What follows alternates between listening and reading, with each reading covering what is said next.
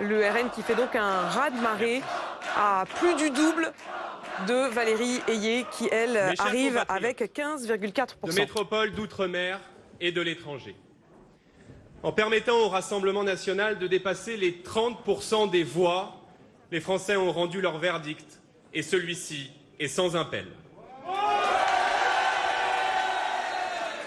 Nous accueillons ce résultat avec humilité, avec gravité et avec un esprit empreint d'une très haute responsabilité. Dans un scrutin où le pouvoir aura jeté toutes ses forces dans la bataille, et ce jusqu'au président de la République, nos compatriotes ont exprimé ce soir une volonté de changement, mais aussi un chemin pour l'avenir.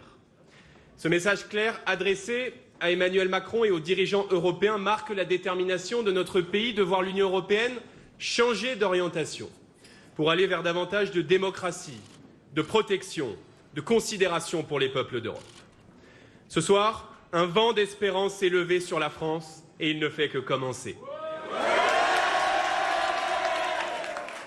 Par ce score historique accordé au Rassemblement national, les Français ont exprimé leur attachement à la France, à sa souveraineté, à son identité, à sa sécurité et à sa prospérité.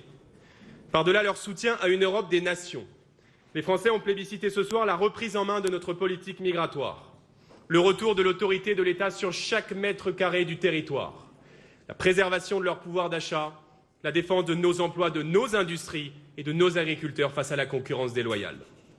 Ces priorités sont celles que porteront les députés européens patriotes élus ce soir à mes côtés dans la continuité du travail de Marine Le Pen et de nos parlementaires à l'Assemblée nationale et au Sénat.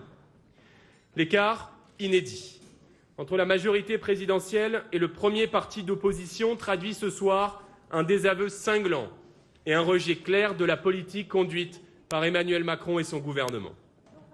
Le président de la République ne peut rester sourd aux messages envoyés ce soir par les Français.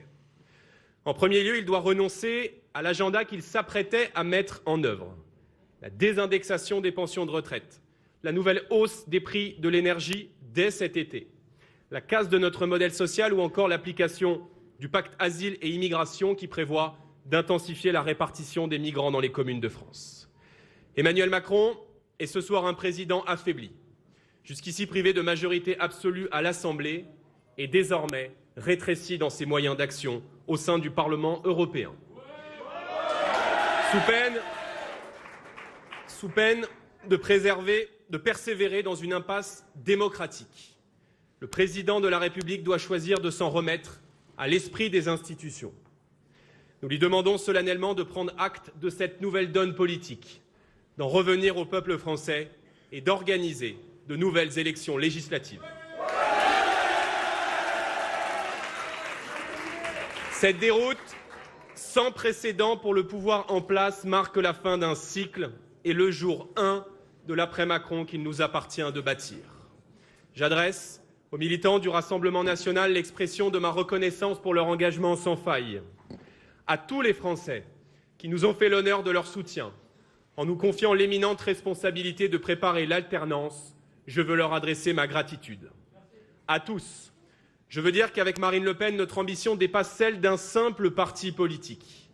Notre volonté est de rassembler tous les Français désireux d'engager le redressement de la nation et de permettre à la France de renouer avec l'espérance.